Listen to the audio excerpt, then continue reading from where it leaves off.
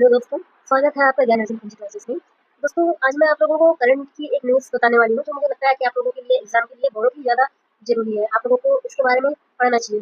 दोस्तों, आज की न्यूज़पेपर में एक न्यूज़ छपी है, आपने देखा होगा, द हिंदू में छपी है ये न्यूज़। कक्षा 9वीं की पुस्तक में एनसीईआरटी में आपातकाल को शामिल किया गया है। एनसीईआरटी में जो मतलब कक्षा 9वीं की सामाजिक विज्ञान की पुस्तक थी ना, उसमें एक चैप्टर जोड़ा गया है जिसका नाम है understanding society India and beyond. में पहली बार 1975 के आपात को शामिल किया गया है। इस पुस्तक में भारतीय लोकतंत्र की चुनौतियों पर आधारित अध्याय में आपातकाल को भारत के लोकतंत्र के सामने सबसे बड़ी चुनौती में से एक बताया गया है। दोस्तों, पहली बार हुआ है कि कक्षा 9वीं की किताब में ही अब आपातकाल को पढ़ाया जा रहा है, वरना इसके पहले तो क्या था ना कि आपातकाल था तो सिलेबस में, लेकिन वो कक्षा 12वीं की किताब में और भी पॉलिटिकल साइंस की किताब में था।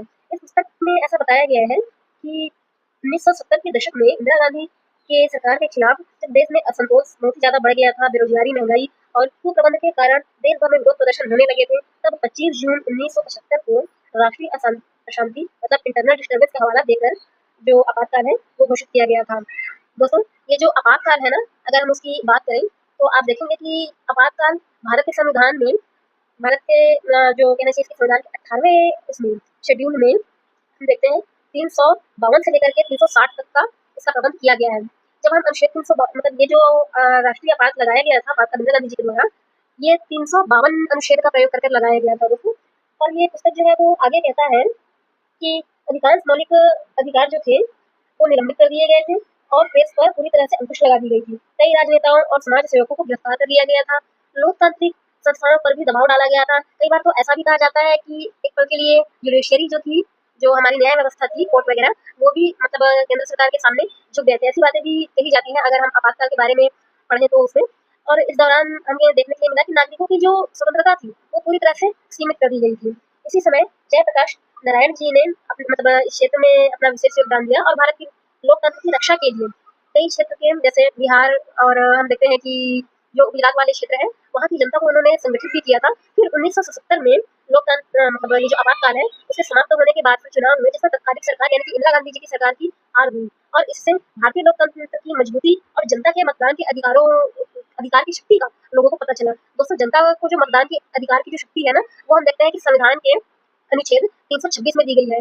ये एक कॉन्स्टिट्यूशनल राइट है लोगों को। और इस किताब में महिला अधिकार के बारे में भी कुछ नई बातें जोड़ी गई हैं, जिसमें कहा गया है कि महिलाओं का अधिकार स्थानीय निकायों में मतलब कहना चाहिए कि आरक्षण पर भी एक नई बात कही गई है, जिसमें कहा जा रहा है कि कई देशों में महिलाओं को ना मतदान पाने के लिए मतलब मतदान के अधिकार को पाने के लिए संघर्ष करना पड़ता है, जबकि भारत में शुरू से ही महिलाओं को मतदान का अधिकार प्राप्त है। और इसके अलावा ये भी बताया जा रहा है इस पुस्तक के अनुसार कि लोकतांत्रिक व्यवस्था में आने वाली सबसे बड़ी चुनौती जो है वो फेक न्यूज और गलत सूचना का फैलाया जाना या फिर गरीबी, सांप्रदायिक सार्वजनिक संपत्ति को नुकसान पहुंचाना, सामाजिक भेदभाव, लैंगिक असमानता भी जो है इस पुस्तक में मतलब बताया गया है कि ये समाज के लिए, राष्ट्र के लिए एक कहना चाहिए कि काला धब्बा है, जिससे देश में अराजकता फैलती है। इसके अलावा एक और न्यूज है जिसमें मोदी जी अपनी बातें कहते हैं। उन्होंने अपने ट्विटर हैंडल से कहा है कि जो 1975 का आपातकाल था वो भारतीय संविधान पर सीधा हमला था, क्योंकि इस दौरान नागरिकों की स्वतंत्रताओं को निलंबित कर दिया गया था और अभिव्यक्ति की स्वतंत्रता पर पूरी तरह से रोक लगा दी गई थी। मोदी जी अपने इसमें कहते हैं कि कई सामाजिक कार्यकर्ताओं और राजनेताओं को गिरफ्तार भी किया गया था। मोदी जी ने हाल ही में अभी ये जो आपातकाल है ना, वो 25 जून 1975 को डिक्लेयर किया गया था और कल इसकी 51वीं वर्षगांठ थी और आज हम बैठे हैं 26 तारीख के डेट पे। तो इसमें मोदी जी ने अपने ट्विटर हैंडल पर बताया है कि भारत में जो आपातकाल था वो सबसे अंधकारमय अध्यायों में से एक था। उन्होंने कहा है कि भारतीय संविधान 140 करोड़ जनता की आकांक्षाओं, अधिकारों और कर्तव्यों का प्रतीक है। दोस्तों, ये तो रही न्यूज़पेपर में क्या-क्या बातें छपी है उसकी बात, लेकिन अब हम चलिए करते हैं कि जो आपातकाल के समय भारत में बहुत सारे परिवर्तन भी हुए, जैसे कि 42वां संविधान संशोधन हुआ, फंडामेंटल ड्यूटीज आई। इन सब के इसमें अगर हम देखें तो काफी कुछ अच्छा भी हुआ, इसके बारे में अब हम एक-एक करके देखेंगे। दोस्तों, 1976 में ना 42वां संविधान संशोधन किया गया और इसे मिनी कॉन्स्टिट्यूशन भी कहा जाता है। इसके अंदर कई बड़े बदलाव किए गए, जैसे प्रस्तावना लाया गया, साथ ही मतलब प्रस्तावना में परिवर्तन किया, क्या कहना चाहिए, अमेंडमेंट किया गया। फिर 7वें शेड्यूल में अमेंडमेंट किया गया। इसके अलावा फंडामेंटल ड्यूटी जो कि ओरिजिनली हमारे संविधान में नहीं था, इसे ऐड किया गया। इसके अलावा राज्य के नीति निर्देशक तत्वों में कई सारे ऐसे महत्वपूर्ण अनुच्छेद हैं जिन्हें ऐड किया गया। इसके अलावा भारत में पहले ट्रिब्यूनल की व्यवस्था भी हमारे संविधान में नहीं हुआ करती थी, जो कि इसी आपातकाल के दौरान संविधान में संशोधन करके लाया गया है। चलिए अब हम इन सभी के बारे में थोड़ा-थोड़ा पढ़ते हैं और हम देखते हैं कि इन सब में क्या-क्या मतलब कैसे लाया गया इन्हें और इसके हमें क्या-क्या एडवांटेज जो है वो आज के दौर में भी मिल रहे हैं। दोस्तों, भारत में ना आज तक भारत के संविधान की प्रस्तावना में केवल एक ही बार बदलाव किया गया है और इसमें कुछ विशेष शब्द जोड़े गए हैं। पहले ऐसा था ना कि संशोधन जब करने से पहले भारत की प्रस्तावना में केवल सोवरेनिटी, डेमोक्रेटिक और रिपब्लिक शब्द लिखा हुआ था, जिसमें बदलाव करके सोवरन, सेक्युलर, डेमोक्रेटिक और रिपब्लिक वर्ड जो है वो जोड़ा गया। इसके अलावा पहले जो था वो यूनिटी ऑफ द नेशन लिखा हुआ था हमारे प्रस्तावना में, जिसको बदल करके इन्होंने 42वें संविधान संशोधन के द्वारा ना unity and integrity of the nation जोड़ा। दोस्तों इसके अलावा हम देखेंगे कि दोस्तों भारत के संविधान में ना आप देखेंगे फंडामेंटल ड्यूटीज जो थी वो शुरू से नहीं थी। इन्हें 1976 में स्वर्ण सिंह कमेटी की सलाह पर राष्ट्रीय आपातकाल के दौरान ही शामिल किया गया, मतलब भारत के संविधान में शामिल किया गया। तो जब भारत के संविधान में इन्हें पहले जोड़ा गया तब भारत में कुल 10 राष्ट्रीय कर्तव्य थे, लेकिन अभी 2002 में 86वां संविधान संशोधन करके भारत में 6 से 14 वर्ष तक के बच्चों को फ्री और कंपलसरी एजुकेशन देने के लिए 11वां मौलिक कर्तव्य भी है वो जोड़ा गया है। अब इसके 11वें मौलिक कर्तव्य के द्वारा ना अब भारत में ऐसा है कि 6 से लेकर के 14 साल तक के जितने भी बच्चे हैं उन सभी बच्चों को फ्री और कंपलसरी एजुकेशन देना अनिवार्य है। और ये जो मौलिक अधिकार 11वां हम देख रहे हैं ये बच्चों का अधिकार है, मतलब माता पिता के लिए तो कर्तव्य है कि उन्हें अपने 6 से लेकर के 14 वर्ष के बच्चों को स्कूल एजुकेशन देना ही है, लेकिन अगर कहीं कोई माता पिता अपने बच्चों को नहीं पढ़ाते हैं तो ये बच्चों का मौलिक अधिकार है कि वो कोर्ट में जा सकते हैं और अपने पेरेंट्स के अगेंस्ट जो है वो केस फाइल भी कर सकते हैं, जिससे उनके पेरेंट्स जो है उन्हें स्कूली शिक्षा देने के लिए अनिवार्य और प्राथमिक शिक्षा देने के लिए बाध्य होंगे। इसके अलावा दोस्तों हम ये भी देखते हैं कि 42वें संविधान संशोधन के अंतर्गत ना राज्य के नीति निर्देशक तत्वों में भी बदलाव किया गया और इसमें भी कई अनुच्छेद जोड़े गए थे। इसमें सबसे महत्वपूर्ण अनुच्छेद हम देखें तो 39A था, जिसमें बात कही गई कि promotion of legal justice and free of legal law, मतलब promotion of equal justice and free of legal law के बारे में बात की गई।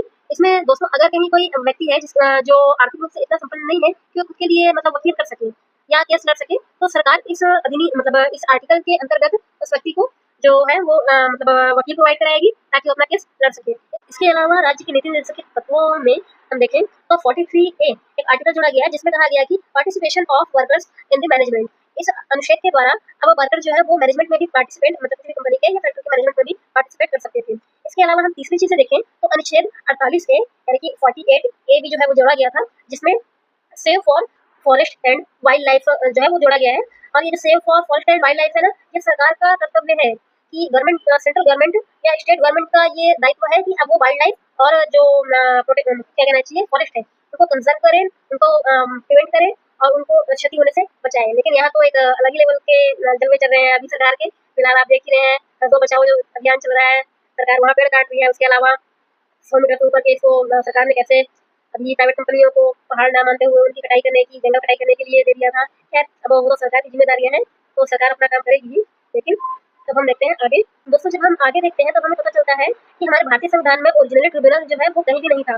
इसे 42वां संविधान संशोधन के द्वारा ही जोड़ा गया है और इसमें मतलब इसमें क्या कहना चाहिए कि संविधान में शामिल किया गया है। इसके अंतर्गत 2 अनुच्छेद जोड़े गए हैं भाग 14 में। भारतीय संविधान के भाग 14 में 323A और 323B जो है वो जोड़ा गया है और 323 अनुच्छेद ए जो है वो हमारा एडमिनिस्ट्रेटिव ट्रिब्यूनल की बात करता है, जहां हम देखें तो आईएएस ऑफिसर्स के मैटर या जो आर्मी मिलिट्री या गवर्नमेंट एम्प्लॉइज के जो मैटर होते हैं उसका सेटलमेंट किया जाता है। जबकि वहीं हम देखें 323B के बारे में तो 323B आर्टिकल जो है वो कहता है कि जैसे आपने नेशनल ग्रिड ट्रिब्यूनल के बारे में सुना होगा या टैक्स ट्रिब्यूनल के बारे में सुना होगा, तो इन सब के जो मैटर हैं जो बात फिलहाल लड़ाई झगड़े हैं वो आर्टिकल 323B के द्वारा जो ट्रिब्यूनल बनाए गए हैं उनका मैटर सेट आउट करने के लिए होता है। भारत में जो है ना जुडिशरी सिस्टम शुरू से है, हम शुरू से देखते हैं कि हाई कोर्ट, सुप्रीम कोर्ट, जिला डिस्ट्रिक्ट कोर्ट ये सब चीजें हैं, लेकिन फिर भी इन सब में जस्टिस जो है काफी ज्यादा डिले होता है। इसलिए ट्रिब्यूनल जो है वो हमारे संविधान में लाया गया ताकि जस्टिस जो है वो जल्दी से जल्दी लोगों को प्रोवाइड कराया जा सके। और जिस तरह से हम देख रहे हैं कि जो ट्रिब्यूनल है सबसे ज्यादा हम देखने के लिए हमें मिलता है एनजीटी का रोल, क्योंकि आपको पता है कि जिस तरह से भारत में प्रदूषण बढ़ रहा है, जंगलों की कटाई हो रही है और क्या कहना चाहिए पहाड़ों को कटा जा रहा है, नदियों को प्रदूषित किया जा रहा है, तो यहाँ पे सबसे ज्यादा योगदान ना मेरी नजर में एनजीटी का है। और उसके अलावा काफी सारे ट्रिब्यूनल्स ऐसे हैं जैसे ट्रिब्यूनल हो गया या हमारा जो कंज्यूमर प्रोटेक्शन वाला हो गया, वो सब चीजों का मैटर जो है ना ट्रिब्यूनल में शट आउट किया जाता है ताकि लोगों को कोर्ट तक जाने से बचाया जा सके और उन्हें जल्दी से जल्दी जो है क्या कहना चाहिए जस्टिस प्रोवाइड कराया जा सके। तो दोस्तों हम देखते हैं इस तरह से कि जब आपातकाल लगाया गया था तो आपातकाल में ठीक है काफी सारी समस्याएं थी, बहुत सारी समस्याएं थी, जनता के मौलिक अधिकारों का हनन भी किया गया था, लेकिन उसके अलावा भी इस डार्क फेज में एक अच्छी चीज देखने को ये मिलती है हमें कि जिस तरह से 42वें संविधान संशोधन में काफी सारे बदलाव किए गए और एक मिनी कॉन्स्टिट्यूशन बना दिया गया।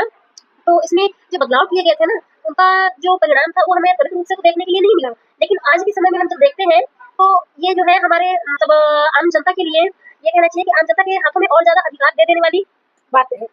दोस्तों, अगर आपको आज का मेरा सेशन जो है वो अच्छा लगा या आपको समझ में आया तो प्लीज़ आप मेरे चैनल को लाइक, सब्सक्राइब और शेयर ज़रूर कीजिएगा। मुझे इंस्टाग्राम पे फॉलो ज़रूर कीजिएगा।